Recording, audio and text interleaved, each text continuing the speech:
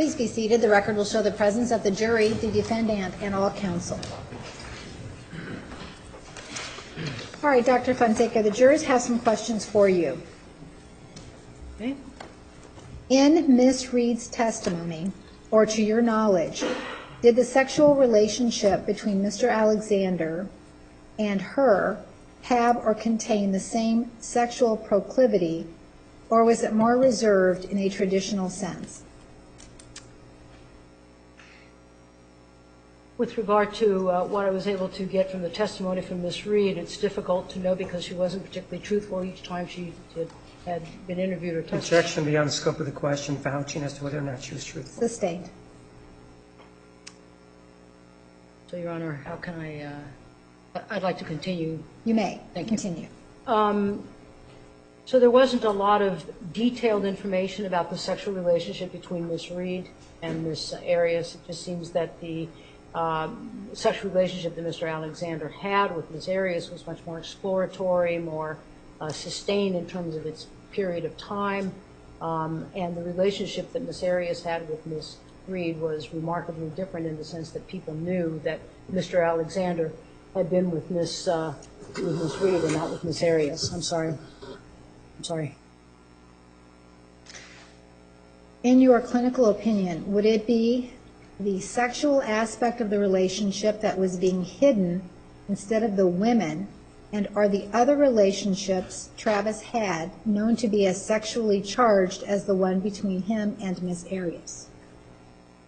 I think the taboo was the sexual relationship and the kind of sexual relationship that he had with Ms. Arias. That was the taboo. It was against the tenets of the church to be sexual at all prior to marriage.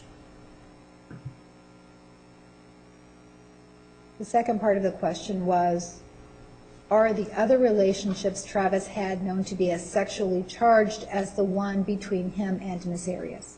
It was not.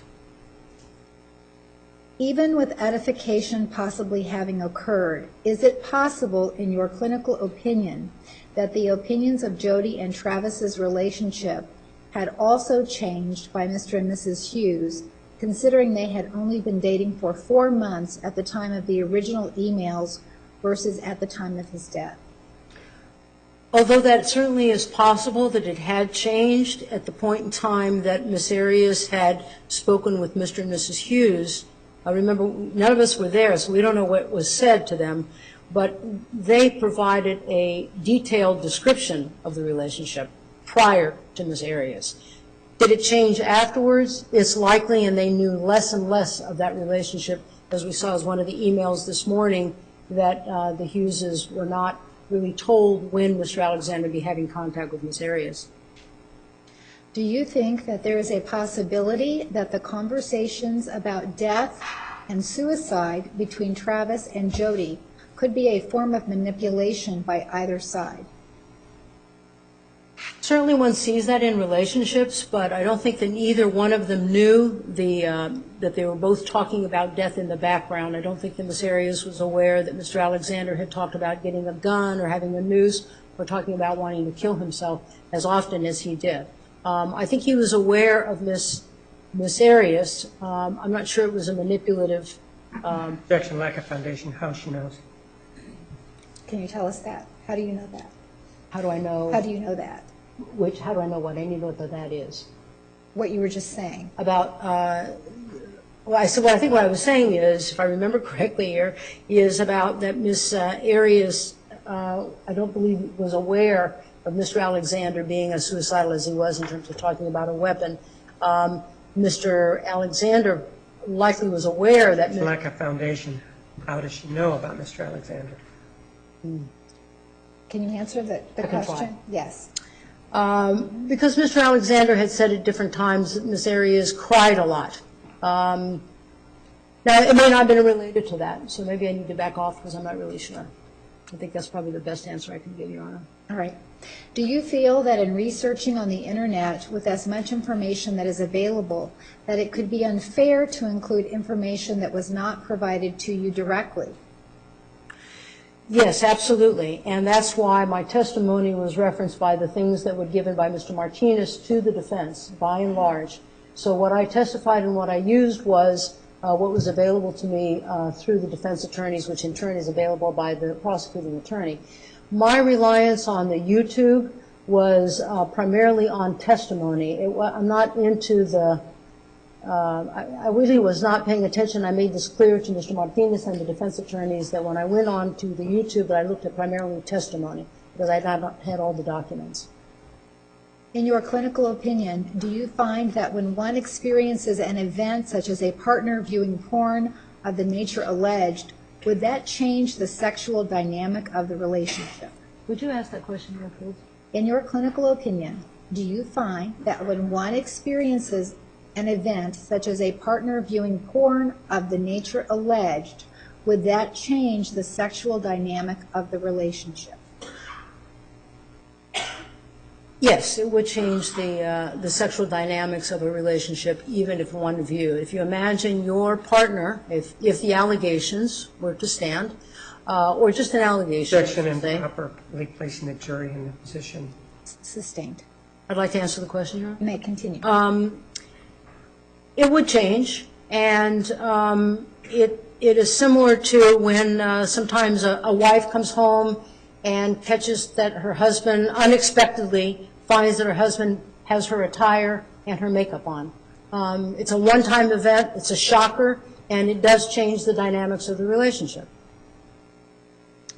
In the email from Travis, exhibit number 741, in your interviews with Jodi, was it ever discussed as to what the trigger was for his anger and what untruths he refers to in that conversation? I remember specifically asking Ms. Arias about that, about the level of anger, what was the trigger, and I don't know what the trigger was for that, and I don't think that she could identify it either. The second part of the question, and what untruths he refers to in that conversation. And what in truth? Untruths. What untruths? I'd have to have the whole thing in front of me to tell you what untruths. I believe you have 741 in front of you. And so the question is, what untruths does Mr. Alexander, is that correct? In your interview with Jodi, was it ever discussed what untruths he refers to in that conversation? It was not discussed what untruths were in this conversation. Was Travis open about being with anyone else on social media? I don't know the answer to that. Were any pictures of him and Jodi ever left up? Not to my knowledge. Did Travis ask Jodi to keep their relationship private, or was it just understood? There was insinuations about that when they were traveling. For example, he had stated to her that he didn't want them to be affectionate at a particular area. Objection like a foundation, how she knows that. Yes, how do you know that? How do you know that, what you just said? Ms. Arias had noted that in a journal entry that he had specifically asked that he did not want to be demonstrative on affection at this particular place that they had gone to. Wasn't the Google chat on May 26, 2008 from about 2:30 a.m. to 4:30 a.m. and the email from Jodi to Travis that the defense used to mark the beginning of Travis's rant was marked about 9:00 p.m. on the same date, May 26th? I believe it was made,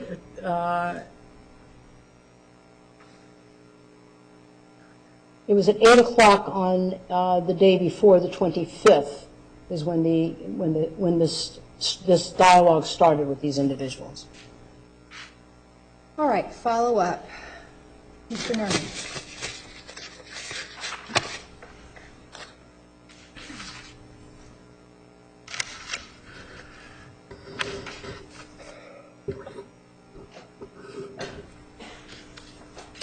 Doctor, let's begin where the last question left off, that being a reference to Exhibit 758.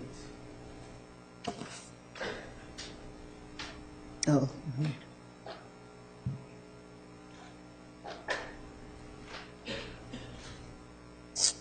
and this is the email with that time on it, but the text messages are different, correct? They have different Yes. times. They're 7 hours. There's 7 hours difference, yes. Objection leading, lack of foundation, how she knows. Sustained. Are you aware of prior testimony that the state offered testimony that affected their 7 hours off? Yes, you informed me of that. And this is beginning, this is what we're talking about, beginning as part of that same evening. Yes, The same evening as the rant begins on instant message. yes, Later and carries on to the morning. yes. Now,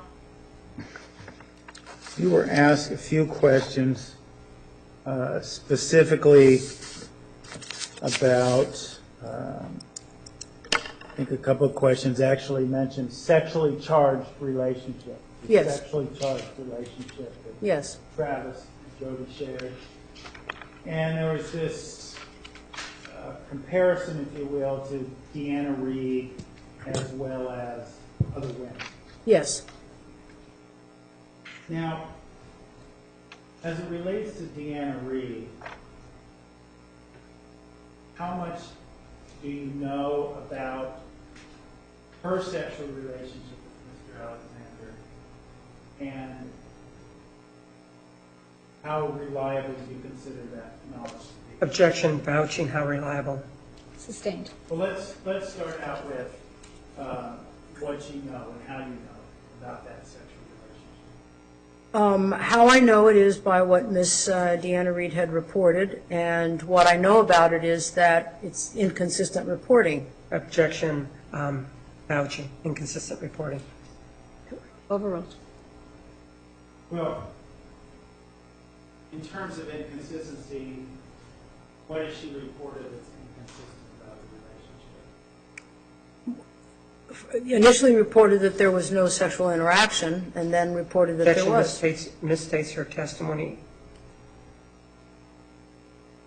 Approach, please.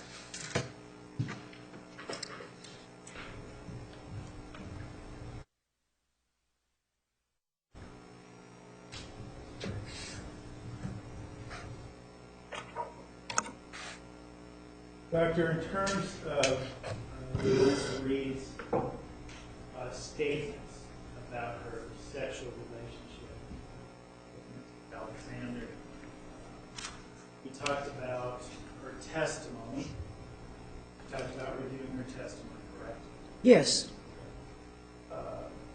And what other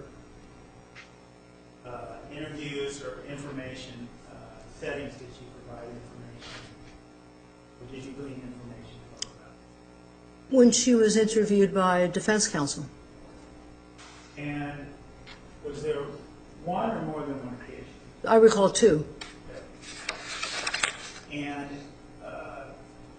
you recall one being before trial, one being after trial? Yes, I recall one being with Miss, I believe it was Victoria Washington and yourself, and the second one was with Miss Wilmot. As it relates, drawing your attention specifically to that first conversation that she had with myself and Washington, what do you recall in terms of the discussion of what questions were posed to her and what she said about her sexual relationship with Mr. Alexander?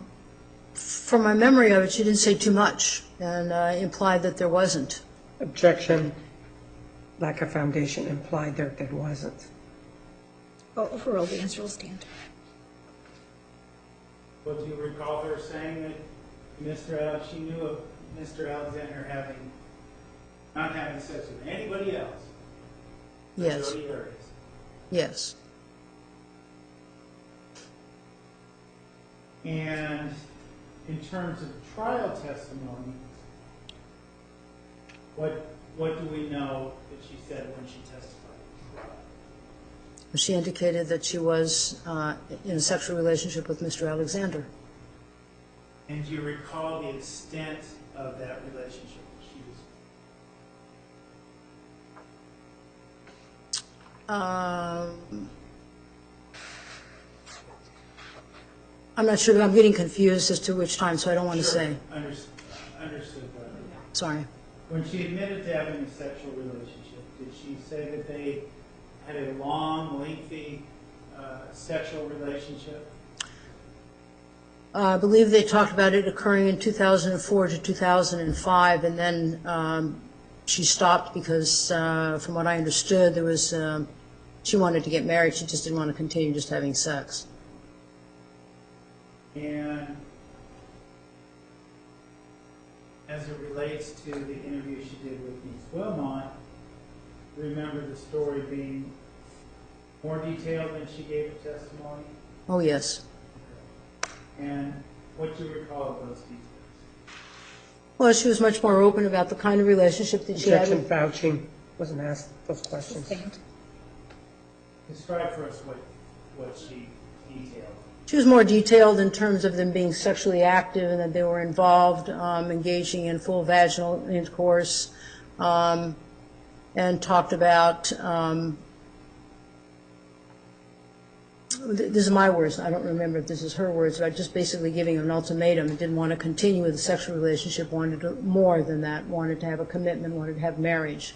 And when that didn't come about, then that terminated the sexual aspect of the relationship, is how I understood that. So as it relates to Ms. Reed, we went from no sex to a little bit of sex to a little more sex in terms of the interview. Okay. Would you agree? Yes, I would agree. That's why it was evolving. Okay. And this evolving sex life that he had with her, whatever extent it might have, going back to the questions posed to you by the jurors, using that terminology, that sexually charged relationship, was in your view, what you know of this relationship that he had, Mr. Alexander had with Ms. Reed, was it quote-unquote sexually charged? Well, not having a lot more detail about it, but just on the surface of what she had reported, it seemed like it was qualitatively different than the relationship he had with Ms. Arias. It was more exploratory. It was just more sexually involved. That was primarily the focus. And for clarification, whose relationship was more sexually involved? Mr. Alexander's and Ms. Arias, or Mr. Alexander's and Ms. Reed? Mr. Alexander and Ms. Arias was more sexually involved, more exploratory. And what does that, we've talked about, I guess, the sexually charged nature of the relationship that Ms. Arias and Mr. Alexander shared. What, if I'm posing the question correctly, what element does that add to that relationship? Does that charge add to that relationship? Well, it's an erotic bond. It's powerful. If you've had the opportunity to experience orgasm, you understand what that is. It's a very powerful, sensuous, sexual feeling that you feel with a particular person, not just with anybody. And so from the descriptors of Ms. Arias and Mr. Alexander, they enjoyed that aspect of their relationship. For Ms. Arias, she wanted that plus other things, but for Mr. Alexander, that was what he was focused on. But how does that differ from a relationship that maybe doesn't have that element? I mean, we talked about Mr. Alexander having a relationship that included sex, but we defined it, or you just defined it as not being sexually charged. Could you explain the difference? I can try.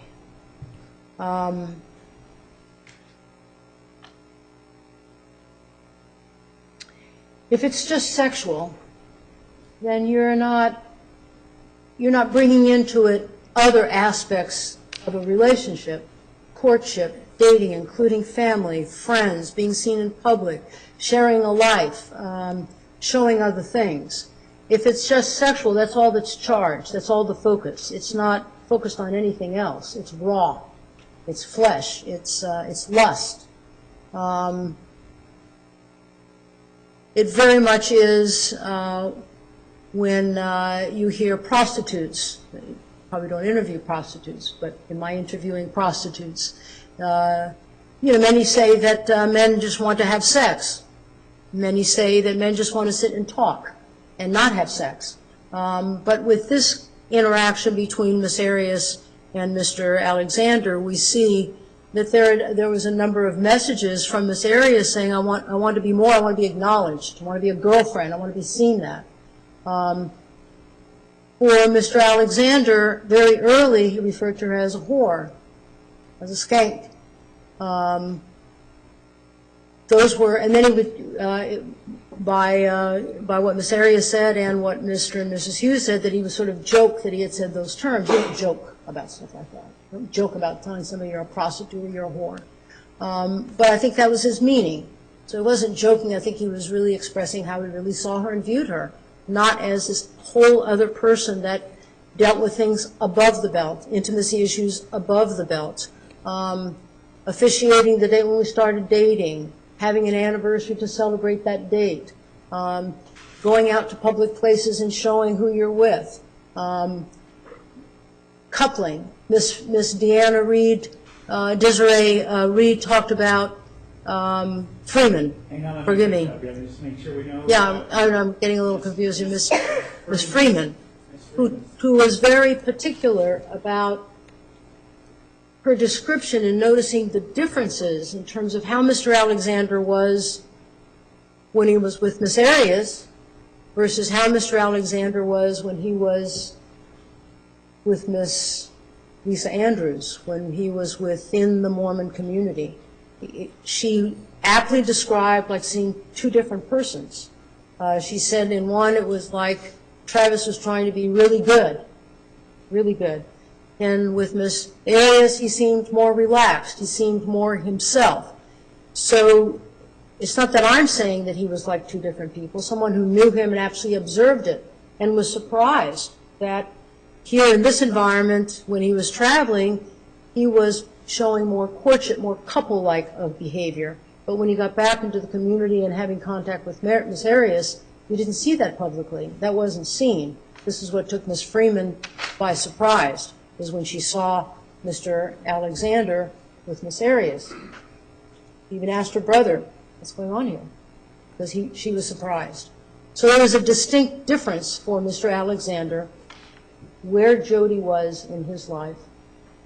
She was sexual for him. She gratified him. He was concerned that he was not going to get that elsewhere. He stated that. He verbalized that. He worried about that. And he was angry about that. And when he calls her a solid form of evil, she represents what speculation. He to have. Solid form of evil. She said she doesn't know what they were arguing about. Approach.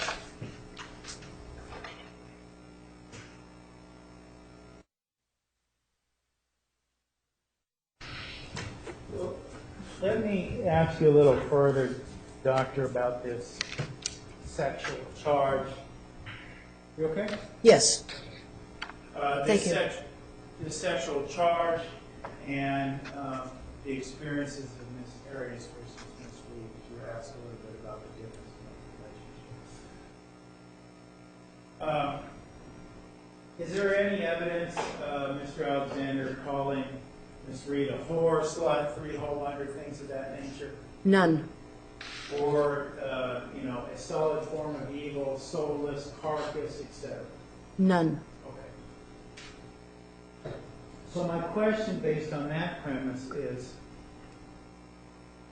going back to maybe what we said earlier, does this sexually charged environment that the jury asked you about, does this add to the toxicity that Jodi Arias experienced at Mr. Alexander's hands as opposed to what Deanna Reed experienced?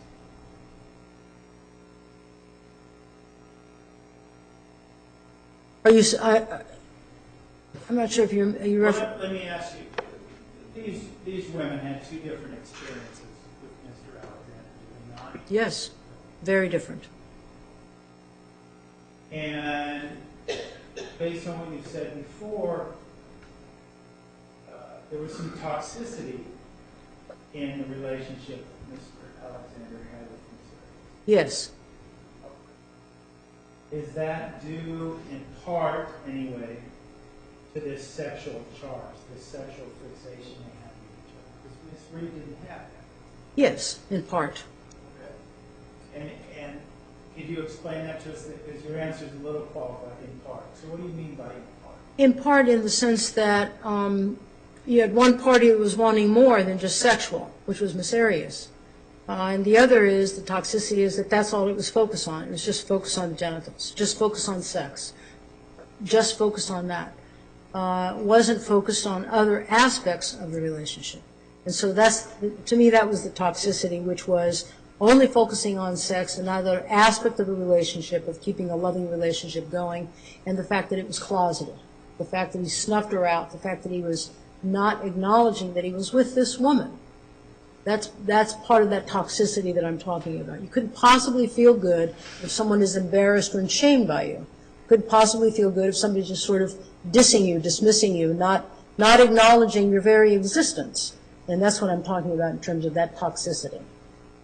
What about the closeting? Are you aware of any evidence that relates to Ms. Reed being closeted by Mr. Alexander at any point in time? Objection beyond the scope of the question. They talked about the question related to the difference in the relationship. Objection to the speaking response. Yes, why don't you approach this?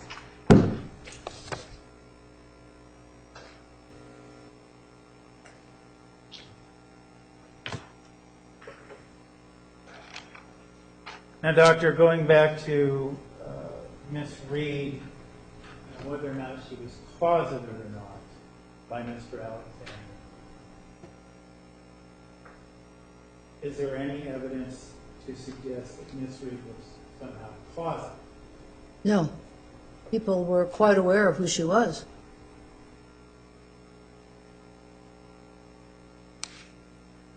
As it relates to this relationship, though, we've heard this, you testified about many others who knew and loved or cared about Mr. Alexander, friends, family, that sort of thing. Even his brother, I think you mentioned, talking about Mr. Alexander being a 30-year-old virgin. Yes. But of course, we now know that he wasn't that, not because of Ms. Arias, but at least, at the very least, because of Ms. Reed. Oh, yes. Objection beyond the scope of the question. Sustained. And I'm wondering in that regard, when you talk about the hidden aspects of his sex life with Ms. Reed, is that different than the hidden aspects of his sex life with Ms. Arias? Yes. How so? Well, one hidden aspect was Ms. Reed knew that Mr. Alexander was being teased about being a 30-year-old virgin. Beyond the scope of the question. I mean, of the juror question. Overruled. Thank you, Your Honor. And that she knew that he was being teased about being a 30-year-old woman, a 30-year-old virgin, and yet never said anything. So that piece of their relationship is in terms of them being sexually active. So in that sense, maybe that was the same. But people were aware of who Ms. Reed was, aware that he was involved. Mr. Hughes knew that. This is why they were teasing Ms. Arias about being possibly a Deanna Reed, because she was wasting her time, according to the Hugheses.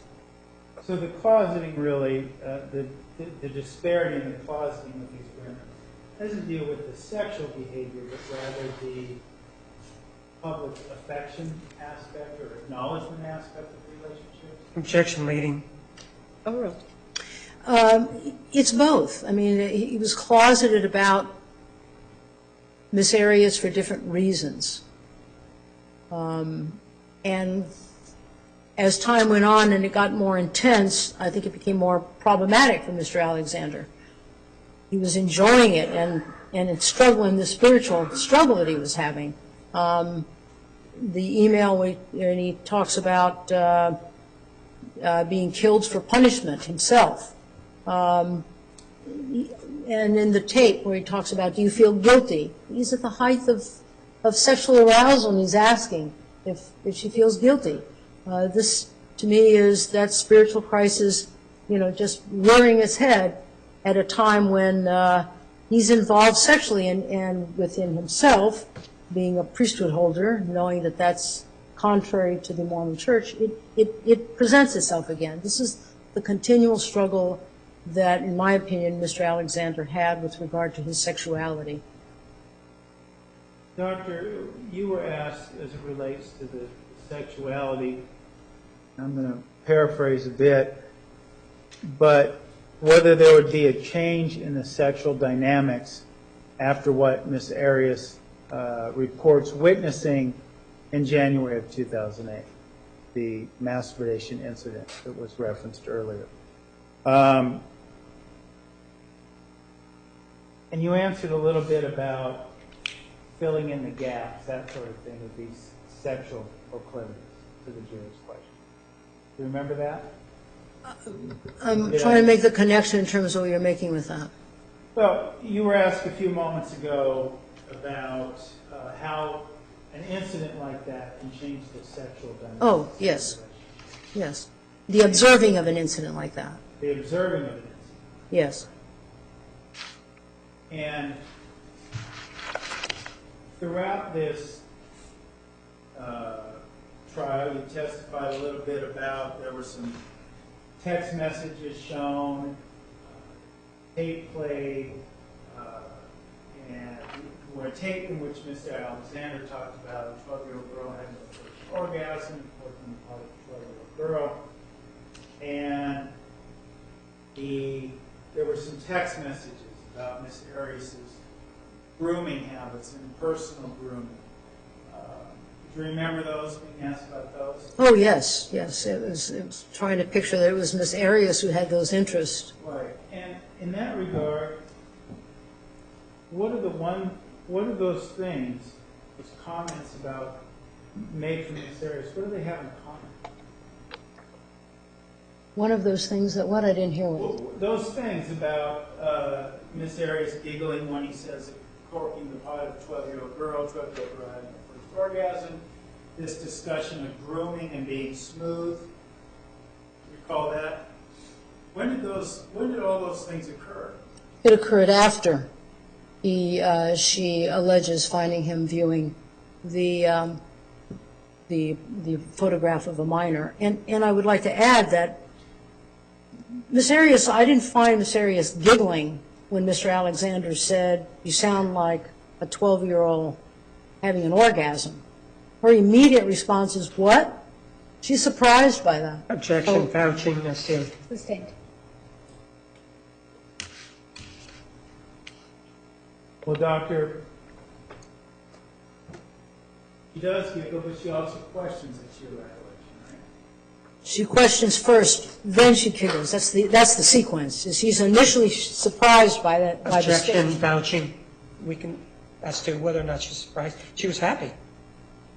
Objection Wait, to speaking rephrase. objection. Rephrase. Was she happy about it, Doctor? Absolutely. Objection, vouching, Right. can't answer that. Okay, Counsel Perch.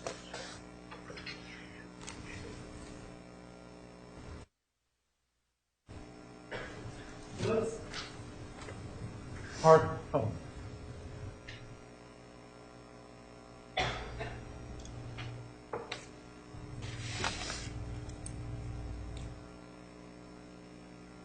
Let's harken back to that day then in January, Doctor. We recall testifying earlier that Ms. Arias, upon seeing this incident of Mr. Alexander masturbating to this image, you recall her talking about reporting running off and vomiting to you. Yes. And you said doctor, that reaction was consistent based on your experience. Yes.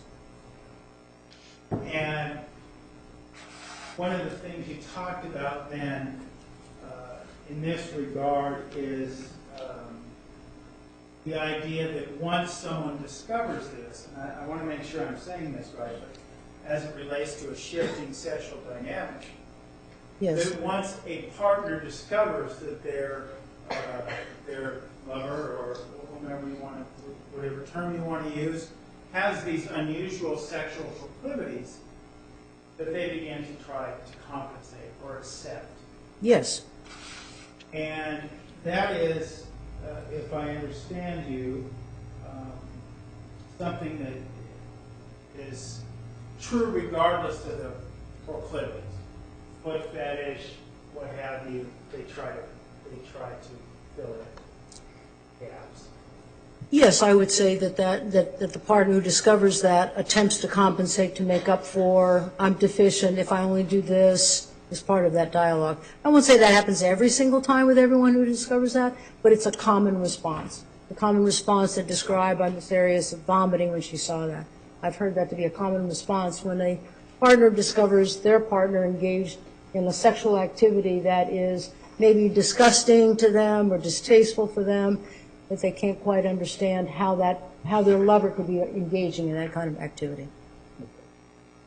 And after January of 2008, we talked about, you see evidence of this compensation in these text messages, Yes. in these emails. Yes. And that is entirely consistent. Is it entirely consistent in your mind with what typically happens in a case such as this? I don't know if I would say typically, but I would say it's common. It's a common feature that you see, trying to make up for, trying to compensate, if I only do this, if I just do that, trying to accommodate or adjust to make up for, perhaps, something that is missing, but that individual really can't make up for that. It's something entirely different. Okay, now as it relates to Ms. Arias' initial reaction to this 12-year-old girl having her first orgasm comment, where she says what? Now, without attributing, before we attribute any particular emotion to that comment, did you talk with Ms. Arias about that specifically? No, I did not.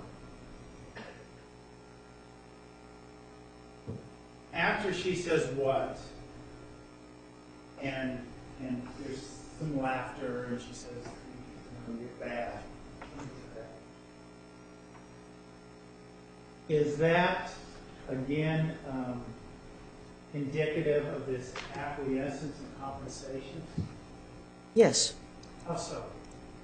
Well, you can see that in some of the things that Mr. Martinez pointed out, you try to make it sound like it was Ms. Arias, only these things came after she discovered Mr. Alexander masturbating to a young child. I think that's all I want to say about that. Okay. I want to clarify also, before we start talking about some more of these issues, there's this question posed to you about researching things online. Oh. You got some of your information. Oh, yes. Mm-hmm. What you viewed, in terms of what you viewed online, to make sure we're clear here, Please. we're talking about visual depictions of testimony for which you had court transcripts, correct? Yes, And is that the extent of what we're talking about? pretty much. You say pretty much, I want to make sure. Well, I say pretty much because, in my search and looking for testimony, there were different YouTube clips of things, and I would look at it for maybe a few seconds, wasn't what I'm wanting, until I found the actual testimony.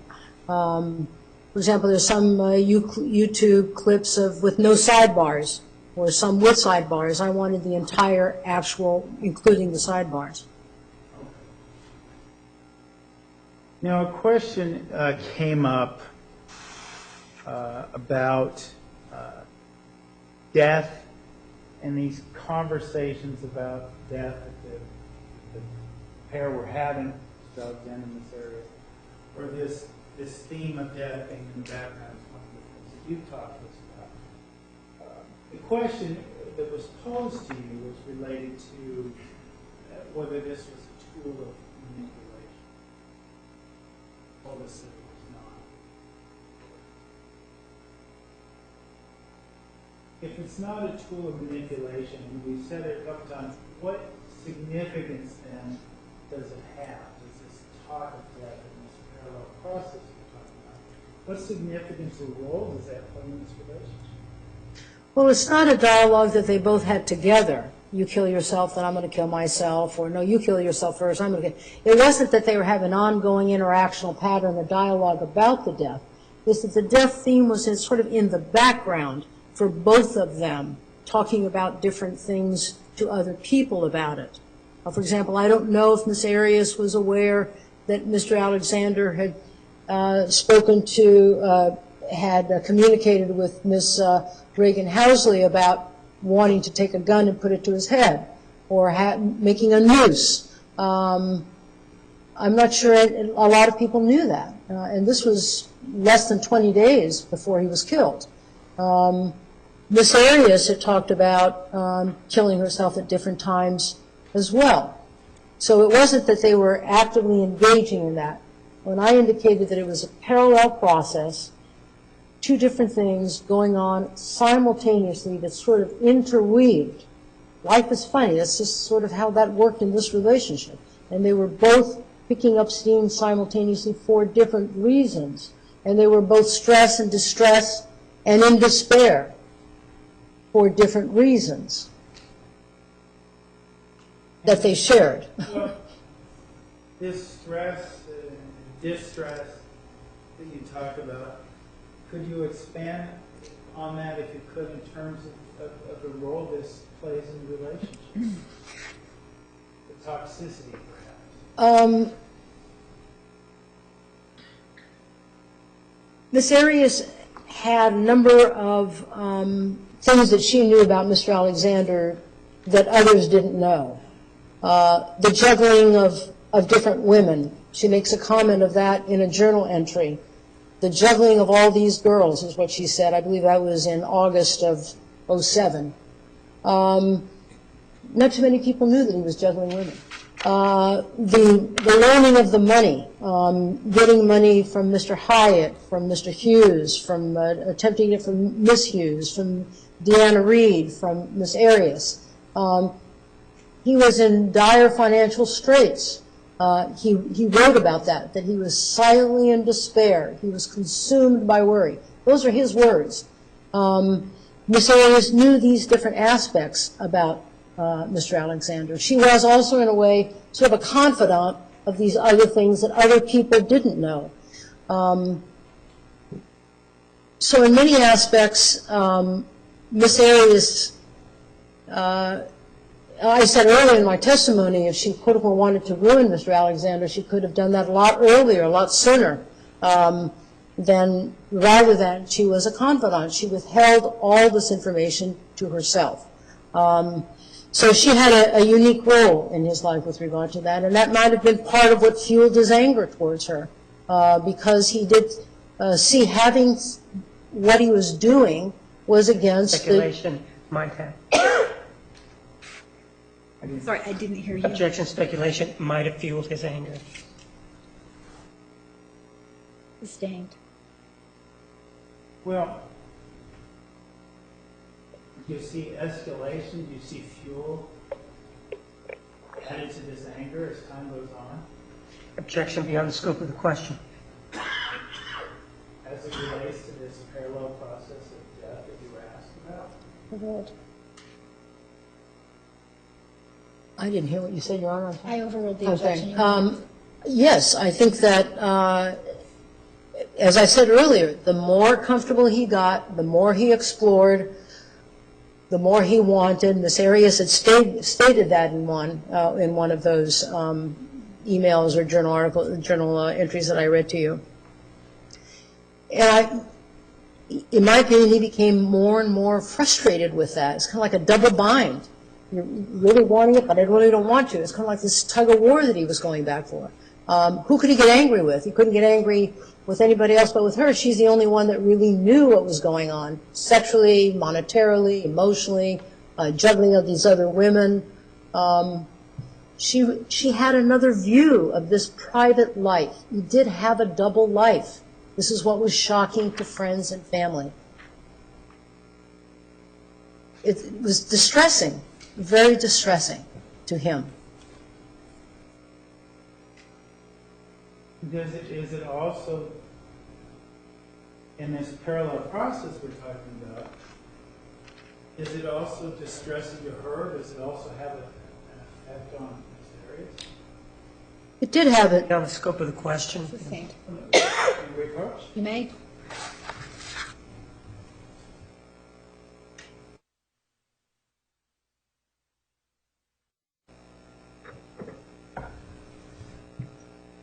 Overruled. You may continue. Doctor, my question related to the effect being incurred upon, in your opinion, to be incurred upon Ms. Arias in this parallel process, her half of his being his dirty little secret, her half, excuse me, being Mr. Alexander's dirty little. What effect that can have on her and her themes of death?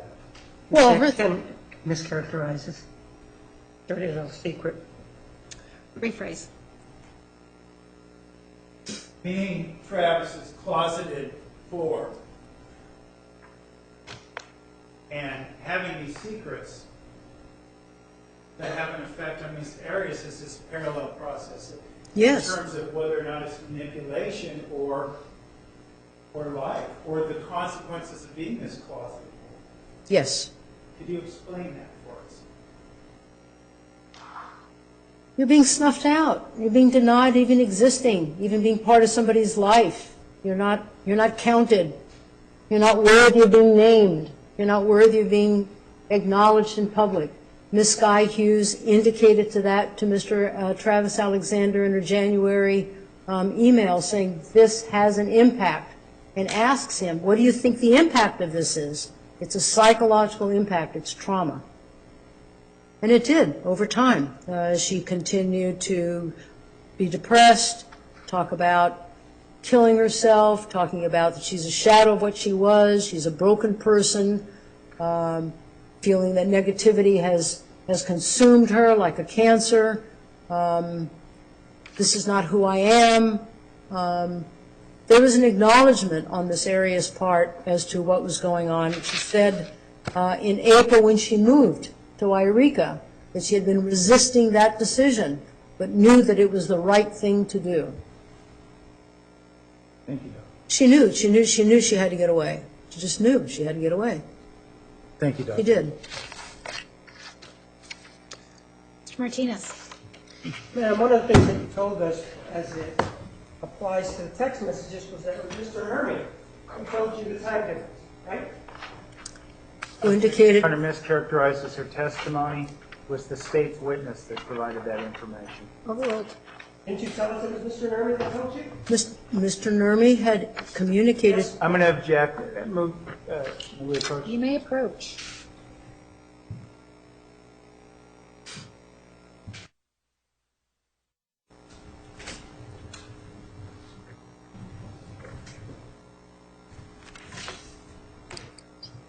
Ma'am, isn't it true that it was Mr. Nurmi who told you about the time difference, right? He's going to want a yes or no answer, and I can't give it to that, Your Honor. That would mischaracterize my response, but I would like to answer you, if you allow me. Ma'am, did you testify previously when you were sitting there, maybe 10, 15 minutes ago, that it was Mr. Nurmi who gave you the information about the time? Yes or no? Same response, Your Honor. Right. So you're saying you have problems with your memory. You can't remember saying that in this courtroom about the time difference. Objection, ask and answer. Now he says badgering the witness. Overruled. You may answer. Your Honor, I'm sorry, I can't answer either a yes or no. He again is mischaracterizing my response. I would like to respond, if I may, if you allow me. No. I want to ask you about what you said in this courtroom. And isn't it true that you said in this courtroom, with regard to the text messages, that information, in terms of the time, that information was provided to you by Mr. Nermi? I'll need to object again. This is the same question over and over again. Sustained. And ma'am, with regard to your testimony here in response to a question from the jury, you also indicated that you based your opinion partly on what was provided by the state to Mr. Nermi that was then provided to you. Do you remember saying that? Your Honor, that's not a yes or no answer, and that misrepresents my response. All right. Go ahead, tell me what you said then about that. How the state provided, and specifically, what is your information about the state providing information to the defense? In general, it's the prosecuting attorneys who get, first land on the case and get information, and gives that information to a defense attorney. So when I said that I got most of my information from the defense, that is true. Did it all come from the state? I don't think I said it all came from the state, but I said by and large that it did. And in fact, with regard to the documents that said work product in them, that came from the defense, didn't it? Objection. This is beyond the scope of any of the juror questions. Sustained. Well, ma'am, you were telling us of all the information that you were given to reviewing this case to form your opinion. Didn't you tell us about that? Objection. This is beyond the scope of the jurors' questions. Overruled. Your Honor, that's not a yes or no answer. That would misrepresent my testimony. How does it misrepresent your testimony, ma'am? It misrepresents the testimony, Mr. Martinez, because unfortunately my experience here with you has been that you've distorted what I have said. I would like to finish my answer first, please. Sustained. She should be able to let, he asked her how and why, and she could answer. Approach, please.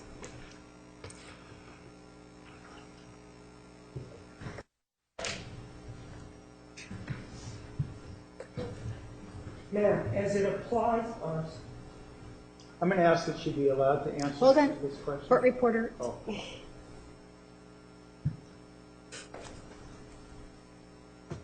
As it applies to your opinion and the documents that you based your opinion, how did the state ever misrepresent you? What documents were ever turned over to the defense? I'm going to object that mischaracterizes her testimony yet again, and we also have the issue that she has not been allowed to answer the previous question.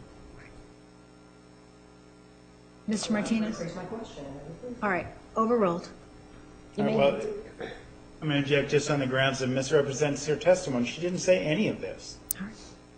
Overruled. You may answer.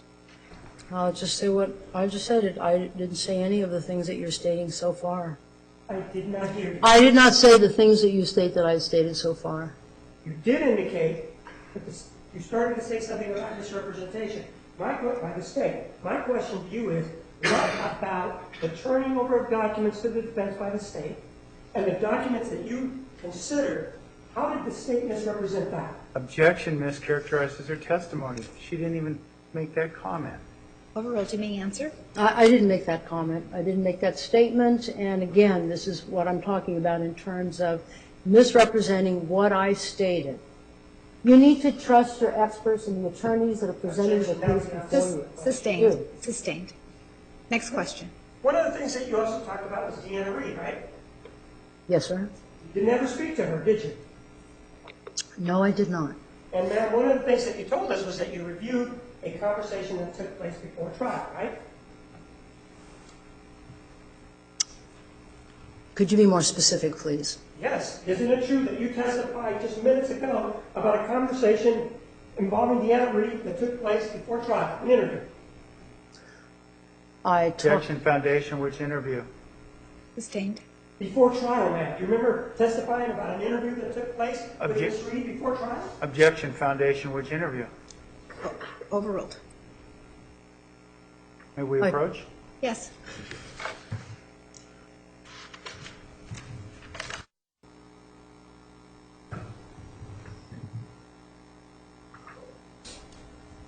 Ma'am, do you remember talking just earlier about an interview before trial that was attended by somebody named Miss Washington and Mr. Nerman. Would you repeat that again? I could read that back.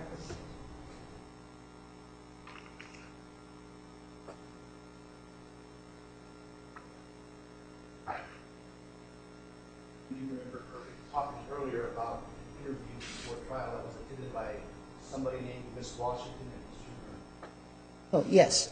And it involved Miss Reed, didn't it? Yes. And during that interview, isn't it true that Miss Reed was asked about Mr. Alexander, and the question was, do you know of anybody else that Mr. Alexander has had sexual intercourse or sex with? Do you remember that question? No, I don't remember that question. If you remember just a few minutes ago when I was testifying, I said it was hard for me to keep straight which of the interviews were because there were several with Ms. Deanna Reed, and I didn't understand which came when. And you said it was hard to keep those interviews straight, but yet you were willing to call her inconsistent, weren't you? Again, that's a misrepresentation. She was inconsistent in what she was reporting in terms of saying that there wasn't a sexual relationship to whereas there was. And that to me is inconsistent. You talked about Miss Reed testifying, right? I did. And you talked about an interview that happened before she testified, right? Yes, I did. And you indicated there were inconsistencies, right? Again, as I said, I didn't know in terms, it was difficult for me to keep track of the different interviews because she had it at different times because with a different defense counsel and then she had testified. So it was difficult for me to tell you today, without any notes in front of me, what was said on time 1 or time 2 or time 3. I'm not asking about time 3. Did you ever hear me talk to you about a third time? I never said he was asking me about a time 3. I was just saying that it was difficult for me to make clear what those different time periods were when she was being interviewed in terms of what the content was of what was being said when she was being interviewed on those different times. And you didn't have any trouble making that distinction earlier about 20 minutes ago, did you? Objection, argumentative, vouching mischaracterizes her testimony. Stand rephrase. Well, earlier when you were asked about this question about whether or not Miss Reed had indicated if she, who had had sex with Mr. Alexander, you had no problem answering that question, did you? Objection, mischaracterizes her testimony. That's the same question just objected to. Well, overruled, give me the answer. You know, Your Honor, it's very difficult to answer these questions because there's a misrepresentation, so I can't answer the question. Sorry. All right. How does it misrepresent what you know about the first interview that you talked about? Tell me about the first interview and what you know about Miss Reed and what she said about Mr. Alexander having sex with some other woman. Objection, compound question. Overruled, give me the answer if you can. I can't, Your Honor. I'm sorry. Okay. You don't remember anything Miss Reed said in the first interview about Mr. Alexander having sex with other women. You don't remember. Objection, mischaracterizes her testimony.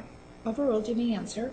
It mischaracterizes the question that he's answering, Your Honor. I can't answer yes or no. I'm sorry. All I'm right. not asking you about characterizing anything. I'm asking you about your memory. And I'm asking you about what you remember.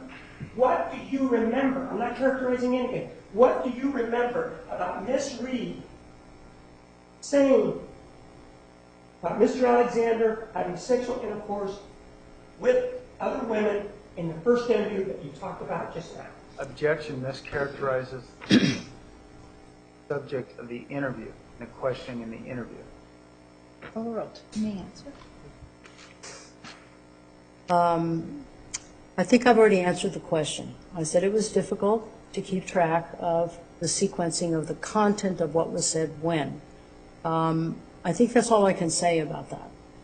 So you're saying you don't remember anything about that in the first interview given by Miss Reed, where somebody by the name of Miss Washington was present. So again, this is Asked and answered, badgering the witness. Overruled, give me the answer. So again, this is another example of what I'm talking about in terms of misrepresenting. I didn't say that. You folks are here. You heard what I had to say. I am confused about the sequencing and what was asked and answered. Because when she was first interviewed, it was by the first defense counsel team. And then other interviews subsequent to that. I don't remember. I'm sorry. I wish I did. Truly, I wish I did, but I don't remember. The first interview. May we approach, Your Honor? No. by the first defense counsel team. What do you remember about Ms. Reed saying about Mr. Alexander and whether or not he had sex with other women?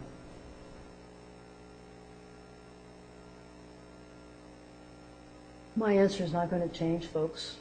Sorry. I'm sorry, I didn't hear what you said. I said my answer was not going to change, that I had difficulty remembering exactly the sequencing of A, B, and C. You can continue asking that in the badgering way that you're asking me. I'm not sure that's going to make me remember more. Perhaps that's your style, which is all right, but I'm not, I think I've already answered that on more than one occasion. I'm sorry. Yes, you answered it for defense counsel. I want you to answer it for me. And my question is, what do you remember of the first interview that Ms. Reed gave about Mr. Alexander and whether or not he had sexual intercourse or sex with another woman? Objection mischaracterizes her testimony and her answers to my questions, and again, it's asked and answered. Overruled. You may answer. I don't feel I can, Your Honor. I feel like I've already answered. All right. Now, also with regard to Ms. Deanna Reed, how many times did she and Mr. Alexander have sexual intercourse? Objection foundation, what kind of intercourse? Sexual. All right. Penis inside vagina. How many times did they have that kind of intercourse? I wasn't there. I don't know how many times they were sexually interactive with one another. So didn't you just tell us that you reviewed the testimony of Deanna Reed? You want to ask that again, Objection sir? mischaracterizes her testimony. She wasn't asked. Didn't you tell Mr. Nerman, when he was asking you questions, that you reviewed the testimony of Deanna Reed from the first trial? You did, right? Yes, I did. How many times did she indicate that Mr. Alexander's penis went inside her vagina? I don't recall that. I think she probably said one time. You don't know? No, I don't know for certain, and I'm not certain that what she reported was accurate, since there was some inconsistencies with her. Okay, now you're saying there was inconsistencies with her. What was inconsistent? From which interview are you talking about that she was inconsistent? What Miss Deanna Reed was inconsistent about was talking about not being sexual to being sexual. What was the day and the time and the hour of when that occurred? I don't know. All I know is that she started from a place of saying that they were not sexually active to the fact that they were. And that, to me, I perceive that as being an inconsistent reporting, where you say yes here and you say no. That, to me, is inconsistent. So what you're saying is that Ms. Reed reported, whether it be the first, the second, the third time, and at one point reported that she and Mr. Alexander had never been sexually active, right? I don't think I said that. I didn't say that. What did You you say about again are changing my testimony, Mr. Martinez. Apparently this is the only game in your playbook. What I said was that Miss Reed was interviewed at different times, and she reported different things at different times. Those different things were inconsistent. One of those things is that she said that she was not sexual with Mr. Alexander, and then said that she was. It's not that she said I was sexual. No, I wasn't. It's that she said I wasn't sexual, and she was. That was the sequence. Which time and which interview she said that, I don't know. The answer is not going to change. It's the same answer. I don't know exactly what was said on which, other than first it was no sex, and then yes, there was sex. And that's the inconsistency that I'm referring to. And given what you described for us, you indicated that there was an interview before trial. Do you remember that? Yes, I do remember that. Do you remember telling us that she then testified at trial, right? Yes, I do remember that as well. And then you indicated to us that there was another interview after trial, right? After the first trial, yes. Right. So you reported a total of 2 interviews, one before and one after trial, and testimony, right? Yes. And the way you're describing it, you're indicating that in the first interview, based on what you just told us, in the first interview is when Ms. Reed indicated something about sexual intercourse or sexual contact with Mr. Alexander. What did she indicate? You remember at that first interview about Mr. Alexander having sex with other women. A lack of sexual encounter. So she said, in the first interview, the way we phrased it, that according to Ms. Reed, Mr. Alexander she didn't know of any other women that he had had sex with, right? Again, I don't think I said that, and you're mischaracterizing what I said. You're very good at this. I have to say, I didn't say that. I said was that she indicated that there was a lack of sexual interaction with other individuals. I didn't say no other women. I don't think I said that. It's the same question over and over again. Well, now let's not get distracted. Let's not get distracted. I don't recall what was said in every single interview of those 2 interviews that Ms. Deanna Reed had.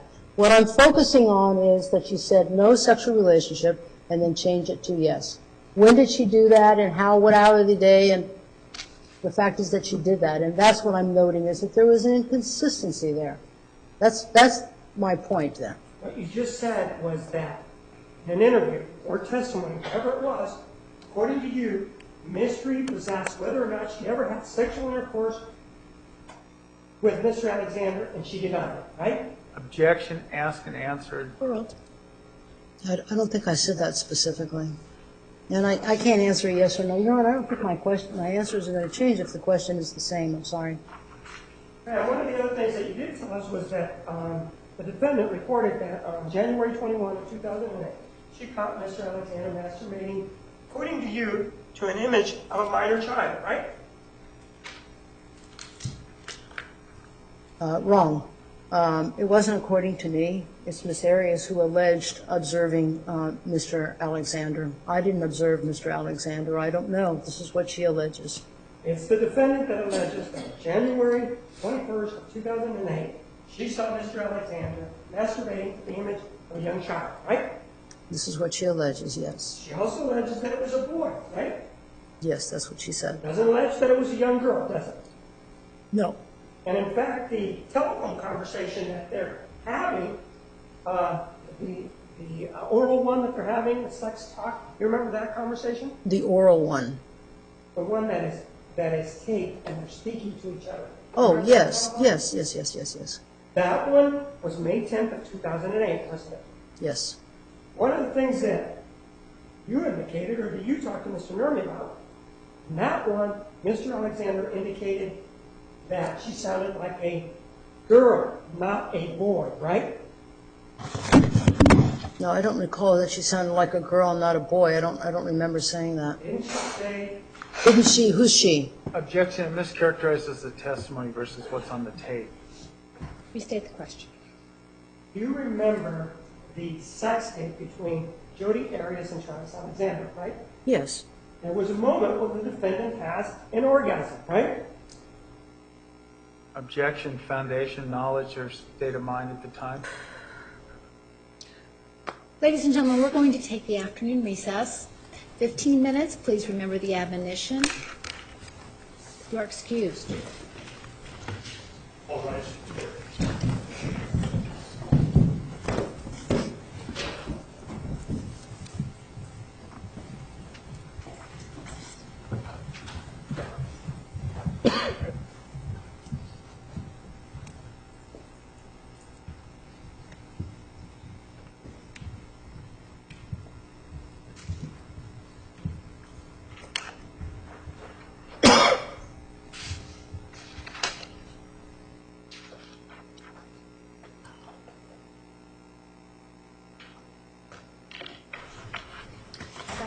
You may step down. Okay.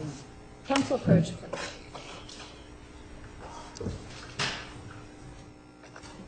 None on the record. Okay. Go ahead and take a break, Mike. We'll do it after.